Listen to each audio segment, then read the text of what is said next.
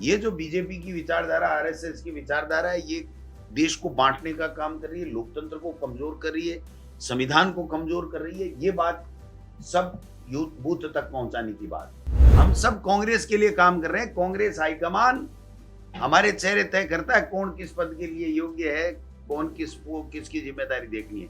उनके पर्चियां आती हैं, इसलिए वो दावेदार नहीं है। कि कांग्रेस पार्टी हाईकमान सबकी राय से फैसले लेती है और इनके यहाँ है कि जो सबसे डमी कैंडिडेट है, जो अपना दिमाग नहीं उपयोग कर सकता हो, उसकी पर्ची निकलेगी, जिससे वो कभी चैलेंज नहीं करे हाईकमान को, बीजेपी के हाईकमान। और ये जो कह रहे हैं ना मीडिया की एंट्री बंद और लोगों की एंट्री बंद, हम खुद जाएंगे। और मैं तो मीडिया के भी एक दो साथियों का मैं देख रहा था, वो गए हैं कि आप कराइए मुकदमा दर्ज, हम जाएंगे। 5 साल की बच्ची को उठा के एक हैवान बलात्कार कर देता है, वो पोस्ट को बनता है? या ये जो आज आम पब्लिक जागरूक हो गई और बच्चे अपनी आवाज सोशल मीडिया पे उठा रहे, ये पोस्ट को बनता है? वो तो मदन दिलावर पे ही लगेगा सबसे पहले। रोजाना टॉयलेट वही चेक करने जाता है स्कूल में बिना विजिट रजिस्टर। जिस आरएसएस ने 50 साल अपने ऑफिस पे तिरंगा नहीं लगाया और जिस बीजेपी ने आज तक वंदे मातरम नहीं गाया, वो वंदे मातरम की बात कर रहे हैं। कमाल। यानी मुख्यमंत्री जी बिना नंबर प्लेट की बसों को झंडी दिखा के रवाना कर रहे हैं, यानी खुद के नियम खुद ही तोड़ रहे हैं। हमारे नेता राहुल जी की हमेशा से एक इच्छा रही है कि युवाओं को जोड़ो, और निश्चित रूप से यूथ कांग्रेस का काम यही है कि युवाओं को पार्टी की विचारधारा से जोड़े, पार्टी के साथ में जोड़े और आइडेंटिफाई करे जिन लोगों को मौका नहीं मिला, उनको कहीं न कहीं, चाहे इलेक्शन में हो, संगठन में हो, उनको मौका मिले। हालांकि संगठन में यूथ कांग्रेस चुनाव करवाती है, तो जो चुनाव लड़ते हैं उनको मौका मिल जाता है। पंचायत राज के चुनाव में हमने पहले से ही घोषणा कर रखी है, हम यूथ को देंगे। लेकिन ये जो आइडेंटिफाई कर रहे हैं, इसका ये मतलब नहीं है कि इनको टिकट मिल ही जाएगी। समझ रहे हैं बात को? कहीं कोई गलत कंफ्यूजन नहीं चला जाए कि ये सेलेक्ट करेंगे और वो ही चुनाव लड़ेंगे, ऐसा नहीं है। इनका काम है यूथ को आइडेंटिफाई करके प्रदेश कांग्रेस कमेटी को देना। इनमें से किसी का काम भी एक भी टिकट की हामी भरने का काम नहीं है। ये क्लियर है। समझ रहे हैं आप बात को? आइडेंटिफाई करके उनको मोटिवेट करना कि कांग्रेस से जुड़ो, कांग्रेस में तुम्हारा भविष्य है, कांग्रेस की विचारधारा देश को आगे ले जाएगी। ये जो बीजेपी की विचारधारा, आरएसएस की विचारधारा है, ये देश को बांटने का काम कर रही है, लोकतंत्र को कमजोर कर रही है, संविधान को कमजोर कर रही है। ये बात सब यूथ बूथ तक पहुंचाने की बात है। और उनमें से जो आवेदन करेंगे, बिना आवेदन हम एक भी व्यक्ति का स्वीकार नहीं करेंगे, क्योंकि जो कांग्रेस में आवेदन ही करने में हिचकिचा रहा है, उसको कांग्रेस टिकट क्यों दे? कल एक दिन के अंदर 750 लोगों ने आवेदन किया है, तो कम से कम उसकी विचारधारा का पता तो चले कि भाई मेरी ये जानकारी है, मैं ये फॉर्म भर रहा हूं और मैं दावेदार हूं। उसके बाद में सिलेक्शन, टिकट का सिलेक्शन का जो प्रोसेस बना हुआ है कांग्रेस में, वो ही सिलेक्शन रहेगा। कल गहलोत साहब ने भी कहा, मैंने भी कहा, जूली साहब भी कह रहे हैं, रंधावा साहब ने कहा, किसी की सिफारिश से कोई टिकट ना मिले, जिसका जो हक है वो मिले और 50% से ज्यादा युवाओं को टिकट मिले और सब कम्युनिटी को उसका लड़ने का अधिकार मिले और उनको मौका मिले।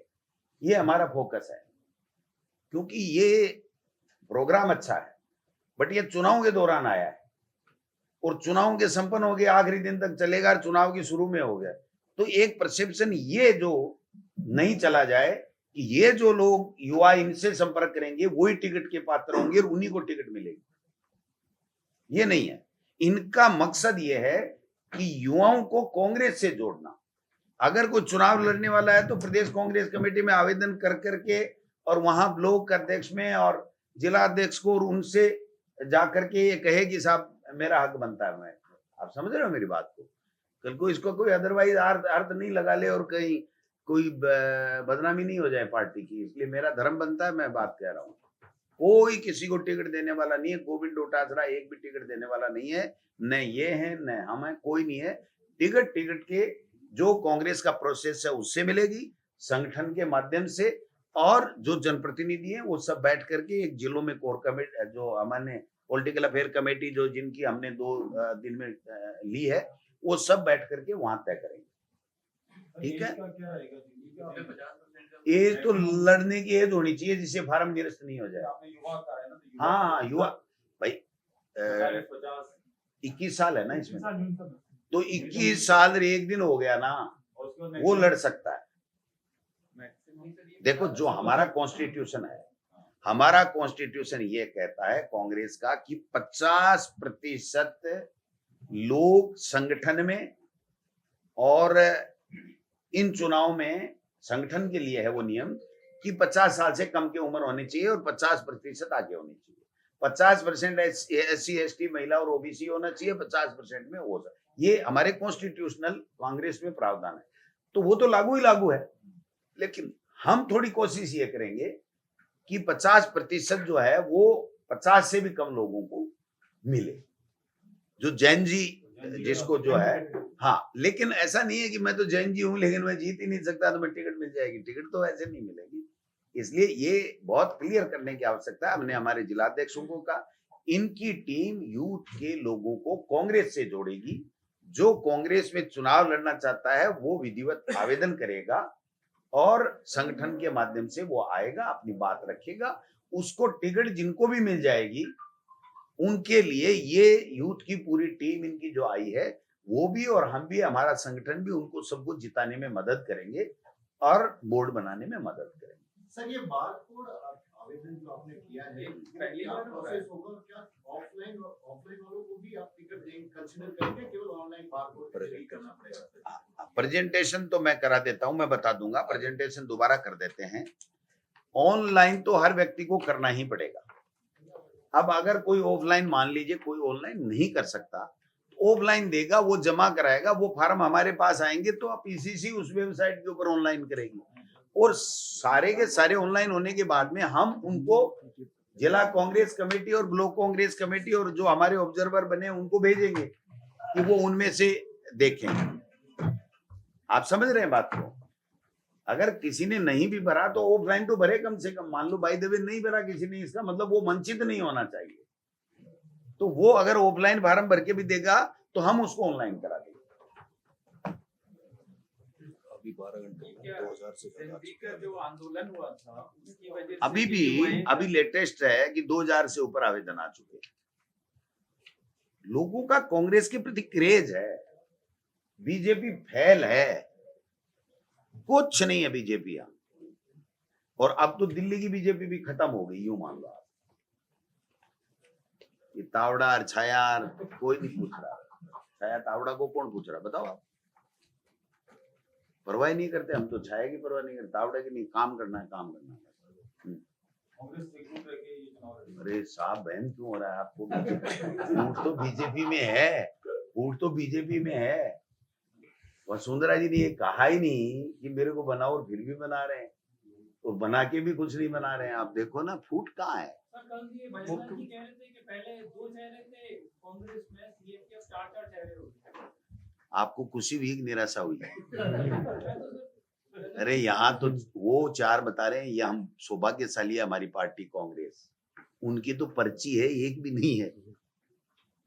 उनके तो कोई चेहरा ही नहीं है, वहां तो पर्ची आएगी, किसकी आएगी? इसलिए सर सब बैठ गए। वो अगर हमारे 4 माने, मैं तो कहता हूँ उनको 40 माने तो भी हमें तो बधाई होनी चाहिए। हमारे यहाँ बहुत क्लियर है मामला, हम सब कांग्रेस के लिए काम कर रहे हैं। कांग्रेस हाईकमान हमारे चेहरे तय करता है कौन किस पद के लिए योग्य है, कौन किसकी जिम्मेदारी देखनी है। उनके पर्चियां आती हैं, इसलिए वो दावेदार नहीं है। वो अगर हम सबको दावेदार मानते हैं तो मैं तो कहता हूँ 20-30 को माने, कहाँ दिक्कत आ रही है? वो मान रहे हैं। हम अपने आप को कोई दावेदार नहीं मानते। हम में से कांग्रेस में कोई भी आदमी नहीं कहता कि मैं इस पद का दावेदार हूं या मैं इस पद पे जाऊंगा, क्योंकि हमारे यहाँ सिस्टम है कि कांग्रेस पार्टी हाईकमान सबकी राय से फैसले लेती है, और इनके यहाँ है कि जो सबसे डमी कैंडिडेट है, जो अपना दिमाग नहीं उपयोग कर सकता हो, उसकी पर्ची निकलेगी, जिससे वो कभी चैलेंज नहीं करे हाईकमान को, बीजेपी के हाईकमान। पिछली सरकार में से कांग्रेस सरकार में कुछ लोगों ने आला कमान को चैलेंज कर दिया था, कांग्रेस में तो किसी की क्यों चुनाव के दौरान क्यों कर रहे हो? कांग्रेस में कुछ आजादी भी है, छोड़ो, और कोई बहुत बातें हैं। कांग्रेस में कुछ आजादी भी है, बट सब कांग्रेस आला कमान एक ही है, राहुल गांधी और खड़गे साहब और कांग्रेस आला कमान एक ही है। बट सही बात यह है कि कांग्रेस में कोई भी सीनियर जूनियर कोई आदमी अपनी भावना कहता है तो उसका हम सब आदर करते हैं, कोई इसमें कोई विवाद हमारे है नहीं। जिस व्यक्ति का भी मन कर रहा है और वो विचारधारा से कांग्रेस के साथ जुड़ना चाहता है तो, और अपना भाग्य जनप्रतिनिधि के रूप में आजमाना चाहता है, तो उसको एक मौका मिलना चाहिए। और उसको किसी के पास ऐसा कहने की जरूरत नहीं है कि ये मेरा था, तेरा था, मैं इसके पक्ष का था, नहीं था। वो कांग्रेस की विचारधारा में सहमत होना चाहिए, खड़गे साहब और राहुल गांधी के साथ में खड़ा होना चाहिए। वो मेरे पक्ष का है कि नहीं है, जूली जी के पक्ष का है कि नहीं है, किसी तीसरे के पक्ष का नहीं, इससे कोई फर्क नहीं पड़े। उनको सबको एक मौका मिले, एक प्लेटफॉर्म मिले, नंबर 1। नंबर 2, हमारी कमेटी को ये चयन करने में आसानी हो जाएगी, जो कमेटियां चयन करेंगी, क्योंकि उसमें बाकायदा वोटर लिस्ट का क्रमांक भी है, वोटर आईडी बात है। कई बार क्या होता है कि फार्म इसलिए कैंसिल हो जाता है कि वोटर आईडी कार्ड ही नहीं, वोटर इपिक नंबर ही गलत हो जाते हैं, उसका वोटर लिस्ट में नाम है कि नहीं पहले ही कंफर्म हो जाएगा। दूसरी बात, ऑफलाइन भरता है तो आदमी क्या होता है कि गलत भी भर देता है कि मैं तो 40 का ही हूँ और होता 72 का है, तो हम तो 72 का मान करके चल रहे हैं, वो 40 का निकले, या 40 का है वो तो ज्यादा का लिख देता है। दूसरी बात, कई लोगों ने इंडिपेंडेंट चुनाव लड़ लिया, कि कांग्रेस का लड़ लिया, कोई हार गया, कोई जीत गया, उनका सबका विवरण आ जाएगा, तो एक उनमें से स्क्रूटनी करने में और जिताऊ और टिकाऊ आदमी का उम्मीदवार हो, इसमें चयन में आसानी हो जाएगी। और पार्टी को ये भी पता लग जाएगी कौन कहां से कितने लोग आवेदन कर रहे हैं, कौन कितने इच्छुक हैं, कहां से बिल्कुल ही नहीं कर रहे हैं। इसका मतलब हम वहां पे कमजोर हैं, या हमारा जहां काम कर रही है वो टीम हमारे संगठन की कमजोर है, या वहां का जनप्रतिनिधि का जो चुनाव लड़ा वो काम नहीं कर रहा है, तो कम से कम हमें उसको वॉच करके फिर उसको मजबूत करने में तो आसानी हो जाएगी ना। मान लीजिए किसी नगर पालिका में कोई आवेदन ही नहीं कर रहा, 10-5 ही कर रहे हैं, तो हमें पता लग जाएगा ना। हैं कई ऐसी नगर पालिकाएं जो कांग्रेस का बोर्ड बना देती हैं लेकिन पार्षदों में टिकट नहीं लेती। भरतपुर साइड में कई कुछ लोग हैं, तो हमें पता तो रहना चाहिए, कम से कम एक मैपिंग भी हो जाएगी कि कांग्रेस पार्टी के कितने युवा, कितने किस उम्र के महिलाएं, बच्चियां, कौन उम्मीदवारी करना चाहता है, कौन लड़ना चाहता है। फिर हमें आसान हो जाएगा कि टिकट एक को मिलती है, 50 ने किया तो उन 40 को हम अप्रोच करके कांग्रेस के लिए काम करने के लिए तैयार कर सकें, उनको मोटिवेट कर सकें। तो बहुत फायदे हैं साहब, डाटा का तो सारा ही फायदा है, डाटा ही तो है आज की तारीख में, और है क्या बताओ आप। कंपलसरी है सबको ऑनलाइन ही आवेदन। भाई अगर किसी ने ऑफलाइन भर भी दिया तो हम ऑनलाइन कर लेंगे, हमारी टीम कर लेगी। ऐसा नहीं है कि ऑनलाइन नहीं भरा तो फिर वो तो वंचित ही हो गए, ऐसा नहीं है इसका मतलब। इसका मतलब है मैक्सिमम वो ऑनलाइन भरे, और फिर भी कोई बात है तो ब्लॉक अध्यक्ष ले लेगा, जिला अध्यक्ष ले लेगा, वो हम तक भेज देगा, हमारा ऑब्जर्वर जाएगा, उसको दे देगा, हम उसको ऑनलाइन कर देंगे। 2-4 पत्रकार भी इच्छुक हैं अपने बीच लोगों खुद से लड़ाने के लिए या चुनाव लड़ाने के लिए? खुद तो लड़ रहे हैं, तो वो इसलिए पहले तो काम में चुनाव तो मैं लड़ा। पहले काम में तो मदद कर नहीं पाऊंगा, आपस में लड़ाने वाले में चुनाव लड़ना चाहते हैं, हमारी टीम कहेगी ये कांग्रेस पार्टी के लिए काम करना चाहता है तो उसको मौका मिलेगा। जुड़े हुए नहीं, वो तो जनता से जुड़े हुए, तो प्रक्रिया में तो आएंगे नहीं। नहीं क्यों नहीं आएंगे, भर दो ना, आप ही भर दो। आप ही वो जो आपके ट्रांसपेरेंसी उसमें कहा है कि हम तो कांग्रेस में रहे ही नहीं कभी। नहीं, अब रहूंगा ये लिख दे तो भी मैं तो मान लूंगा। ये लिखेंगे सिर्फ ठीक है भाई कल क्या था, आज कह रहा है मैं घोषणा करता हूं मैं कांग्रेस का सच्चा सिपाही होकर काम करूंगा, मुझे दे तो ठीक है, ना दे तो ठीक है। अगर ये बात कह रहा है तो अच्छी बात है ना, फिर तो उस पर कंसीडर तो फिर टीम करेगी ना, एक व्यक्ति नहीं करेगा ना।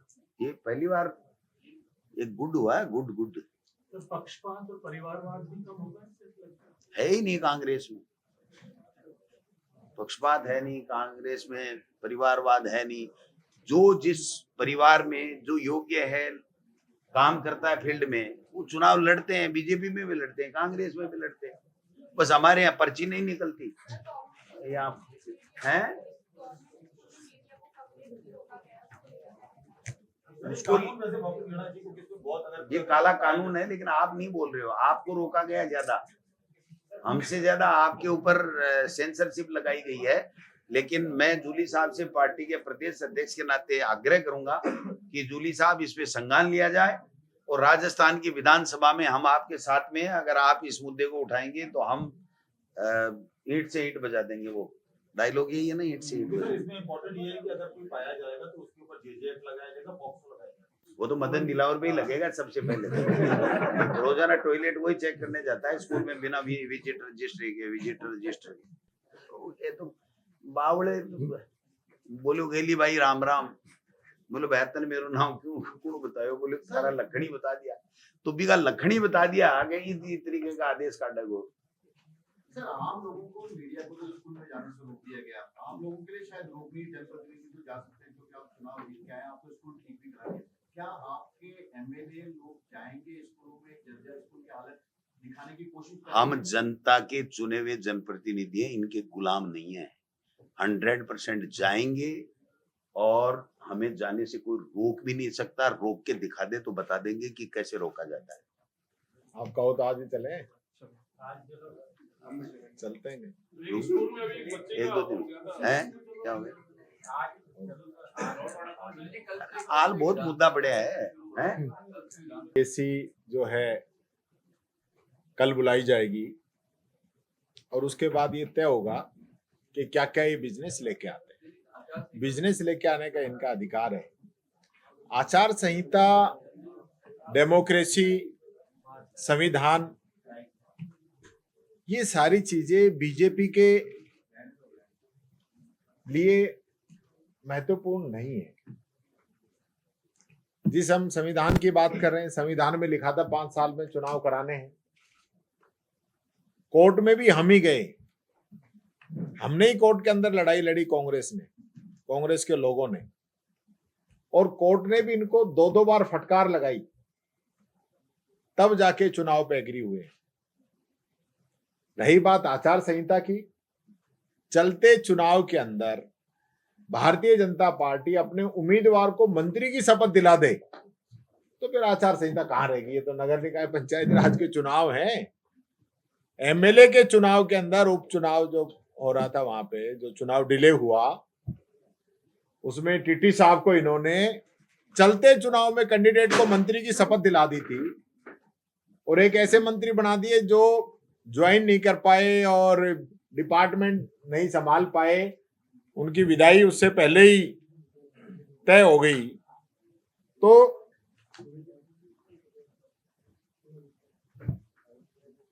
ये क्या कर सकते हैं, आप समझ सकते हैं। तो यहां भी जो है विधानसभा चलना और आचार संहिता में वैसे कोई दिक्कत नहीं है, घोषणाएं नहीं कर सकते, और वैसे भी घोषणाएं करी है वो कौन सी पूरी कर दी इनने, पहले खूब कर रखी है वही कर दे। मुख्यमंत्री जी रोज 2 बसों को झंडी दिखा देते हैं, वो पहले बजट की घोषणाएं हैं।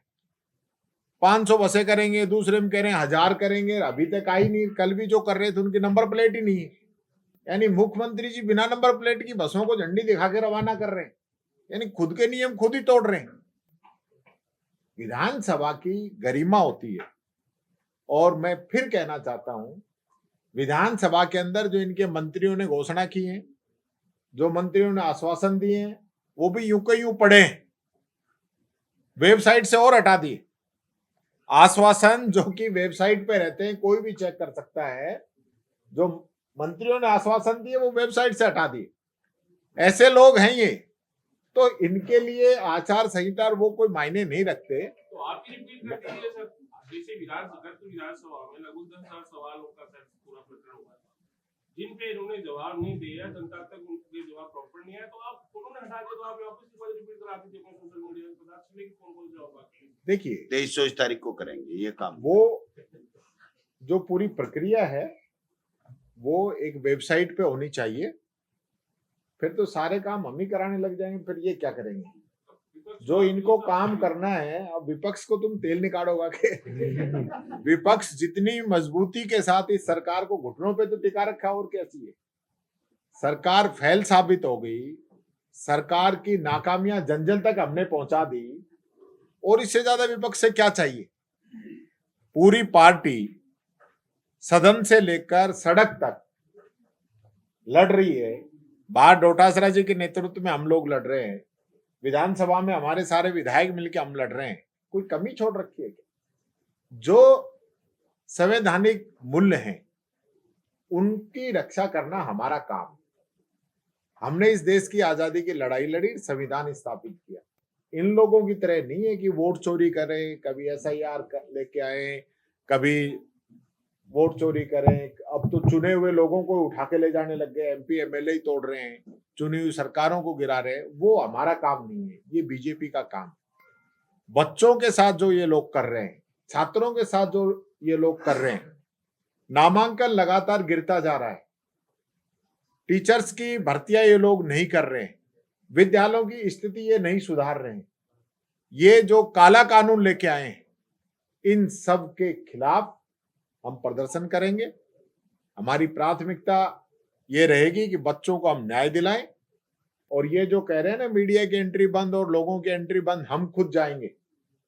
और मैं तो मीडिया के भी एक दो साथियों का मैं देख रहा था, वो गए हैं कि आप कराइए मुकदमा दर्ज, हम जाएंगे। जाना चाहिए। ये आज तो एक जगह रोका है, कल दूसरी जगह रोक देंगे, परसों तीसरी रोक देंगे। इससे पहले शायद सचिवालय में भी रोक दिया आप लोगों को, JDA में रोक दिया, JDA में रोक दिया, अब यहाँ स्कूलों में रोक देंगे। फिर घर से ही आप भी वर्क टू होम करना। भाई ये क्या मतलब हुआ? सरकारी प्रॉपर्टी है, पब्लिक प्रॉपर्टी है। अगर हम बच्चों की आवाज को नहीं उठा सकते, हम पब्लिक की आवाज को वहां जाके नहीं दिखा सकते, तो फिर क्या करेंगे? मैं समझता हूं इसका हम तो विरोध करेंगे ही करेंगे। और मैं तो चैलेंज करता हूं इस सरकार को, अगर इस ऑर्डर को ये रेगुलर रख के दिखा दे तो इस ऑर्डर को वापस लेना पड़ेगा। बहुत बढ़िया। आप जनता को गुमराह कर रहे हो, यानी आपकी जो कमियां दिखाएंगे उसमें पोस्को एक्ट में फंसाएंगे। शर्म नहीं आती आप लोगों को? और ऑन रिकॉर्ड लिख के आप दे रहे हो। 5 साल की बच्ची को उठा के एक हैवान बलात्कार कर देता है, वो पोस्को बनता है? या ये जो आज आम पब्लिक जागरूक हो गई और बच्चे अपनी आवाज सोशल मीडिया पे उठा रहे, ये पोस्को बनता है? इन लोगों ने लोकतंत्र के ऊपर आकर इस पे कब्जा करके तानाशाही के रूप में इसका इस्तेमाल कर रहे हैं। लोकतंत्र जो है जनता की सेवा के लिए बना है। जो भी लोग कुर्सी पे बैठे हो जनता की सेवा के लिए बने। अगर जनता की सेवा करना चाहते हैं तो ही बैठे, तानाशाही करना चाहते हैं तो जनता इनको घर बैठाने का काम करेगी। ये मत समझें कि इनको कोई सर्टिफिकेट मिल गया कि जो मर्जी जो करेंगे। संविधान के अनुरूप काम करना पड़ेगा। पहले भी सरकार को झुकाया और आगे भी सरकार को झुकाएंगे। ये तानाशाही नहीं चलेगी। सरकार से बात करेंगे और मैं खुद जाऊंगा, अध्यक्ष जी जाएंगे, हमारे विधायक जाएंगे, हमारे कार्यकर्ता जाएंगे, पक्का जाएंगे और स्कूलों के अंदर जाएंगे और हम स्कूलों के अंदर जो दुर्दशा है उसको दिखाने का काम करेंगे। ये ऐसे चलने वाला नहीं है। ये पोपाबाई का राज नहीं है, सरकार नहीं है, सर्कस चल रही है। हम पहले ही कह रहे थे और अब फिर कह रहा हूं, ये नगर निकाय का जो चुनाव है और पंचायत राज का चुनाव है, मैं चैलेंज करता हूं भारतीय जनता पार्टी के लोगों को, मुख्यमंत्री जी को, जो ये कह रहे थे हमने 1.5 साल में इतना काम करा दे जो आप लोगों ने 5 साल में कराया, तो अब तो 3 साल हो गई है, हमसे 4 गुना काम करा दिया होगा। एक एक नगर निकाय, एक एक नगर पालिका के अंदर हमारे समय का काम और आपके समय के काम के नाम पे चुनाव लड़के दिखा दो, आपकी नानी याद आ जाएगी। आप चुनाव लड़ोगे जाति और धर्म के नाम पे। अभी 5 दिन से बाउंडर मचा रखा है, वंदे मातरम का अपमान कर दिया। अरे आप कहां से आगे वंदे मातरम वाले? आप तो वंदे मातरम डर के लिए नहीं गाते थे, क्योंकि वंदे मातरम गाने वालों को जेल हो जाती थी अंग्रेजों के समय में। कांग्रेस उस समय वंदे मातरम गाती थी और तब से लेकर आज तक हम वंदे मातरम गा रहे हैं। 5 दिन पहले कानून पास करके कि वंदे मातरम। जिस आरएसएस ने 50 साल अपने ऑफिस पे तिरंगा नहीं लगाया और जिस बीजेपी ने आज तक वंदे मातरम नहीं गाया, वो वंदे मातरम की बात कर रहे हैं। कमाल। अंग्रेजों की मुखबरी करते थे, उंगली कभी कटाई नहीं, और ये देशभक्ति का सर्टिफिकेट देंगे। ये सर्कुलर भी निकाल सकते हैं कि अपने बेटे का नाम मोदी अमित शाह निकालो।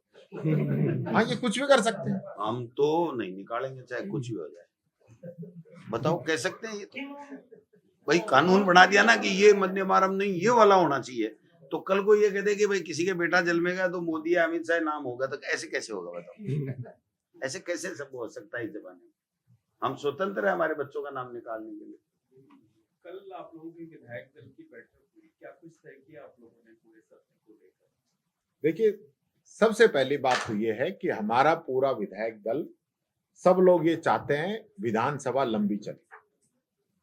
विधानसभा जो है, पिछली बार भी जो बजट सत्र था उसमें 4-5 दिन का और बिजनेस था, लेकिन सरकार ने ये कहकर कि नगर निकाय और पंचायत राज के चुनाव आ रहे हैं, हमें जो है बजट पहले पारित कराना है, उसके बाद आचार संहिता लगेगी, ये कहकर ये लोग 5 दिन पहले ही भाग गए। अब वापस जो है अब शुरू हुई है, तब फिर ये वापस भागना चाहते हैं। हमने यही कहा है कि कम से कम जो है 15, अधिक से अधिक 25 दिन विधानसभा चलनी चाहिए। उसमें छात्रों की, युवाओं की, महिलाओं की, किसानों की, कर्मचारियों की, संविदा कर्मियों की, शिक्षा की, चिकित्सा की, कृषि घोटालों की, मंत्री जो सरकार के खिलाफ बैठ रहे इनकी, इन सब जो विषय हैं इन सब पे चर्चा हो, डिबेट हो सदन के अंदर। हम चाहते हैं डिबेट हो, वहां पे पक्ष अपनी बात रखे, विपक्ष अपनी बात रखे, उसके बाद उसमें जो रिजल्ट आए वो लागू करें। लेकिन ये लोग तो भागना चाहते हैं, और मुझे नहीं लगता ये हम जो क्वेश्चन उठाएंगे एक का भी जवाब देंगे। हमें तो पहले ही संशय है कि ये लोग सदन के अंदर गतिरोध पैदा करेंगे, गतिरोध पैदा करके भागेंगे। अगर इस सरकार में दम है तो विपक्ष जो सवाल उठाए उसका सदन के पटल पे जवाब दें। आप जवाब दीजिए, हम जवाब सुनेंगे। और आप जवाब नहीं दो और सदन नहीं चलाना चाहो तो आप भगोड़े साबित हो गए, ये तय है। आप जो काले कानून लेके आ रहे हैं, अगर इस पे हम सवाल आपको उठाते हैं तो आपको जवाब भी देना चाहिए। आप अब ये जो यूसीसी वगैरह उस पे लग रहे 6 महीने से, तो अलग अलग राज्य में बनवाते हैं। भाई अगर आपको लगता है देश में बना दो, पूरे देश में लागू हो जाएगा। अब ये राजस्थान है, अब ये हिंदू मुस्लिम जाति धर्म और अब ये चलने वाला नहीं है। जनता अपने मुद्दों पे बात करना चाहती है। जयपुर के लोग चाहते हैं कि हमें इस जाम से मुक्ति कब मिलेगी, बरसात होते ही पानी भर जाता है, उससे मुक्ति कब मिलेगी। जो बड़े बड़े हाईवेज बन रहे हैं, जिनको स्पेस टेक्नोलॉजी पता नहीं कौन कौन सी बता रहे हो, हजारों करोड़ के, वो 15-15 दिन में खराब हो रहे हैं। एयरपोर्ट आपके तुरंत खराब हो रहे हैं, स्टेशन आपके तुरंत खराब हो रहे हैं। तो ये जो बड़ा भ्रष्टाचार है, इसके बारे में भी जानना चाहते हैं। आप रावली की परिभाषा क्यों बदलना चाहते हैं, सरिस्का का सीटीएच क्यों चेंज करना चाहते हैं, आप खेजड़ी के खिलाफ कानून क्यों नहीं बनाना चाहते हैं। ये सब लोग, आज का जो युवा है, आज की जनता है, वो जानना चाहती। उसको हमसे भी उम्मीदें हैं कि विपक्ष हमारी बात कर रहा है कि नहीं कर रहा है। विपक्ष इन सारी बातों को करना चाहता है, विधानसभा के अंदर उठाना चाहता है, लेकिन डेमोक्रेसी को खत्म करने का जो ठेका इस बीजेपी गवर्नमेंट ने लिया है कि सदन मत चलने दो, भाग जाओ। वहां आपने देखा होगा 19 दिन तक लोकसभा नहीं चली। लोकसभा खत्म होते ही रिज्जू कह रहे हैं कि गोली नहीं चली। अरे हम तो यही पूछ रहे थे, आप वहां बता देते, लोकसभा के अंदर बता देते कि गोली नहीं चलाई। यही तो पूछा था। इसी बात को आपने 19 दिन तक खींचते रहे। मोदी जी रात को 12:30 आते हैं, रील डाल देते हैं। मजाक बना रखा है। लोकसभा चल रही, वहां जाके बोलो कि रील डालने से कैसे काम चलेगा। रील तो जनता ने खूब चला दी, आपके आगे और चला देंगे बच्चे। अब सब समझ गए, काट के अंडी बार बार नहीं चढ़ेगी।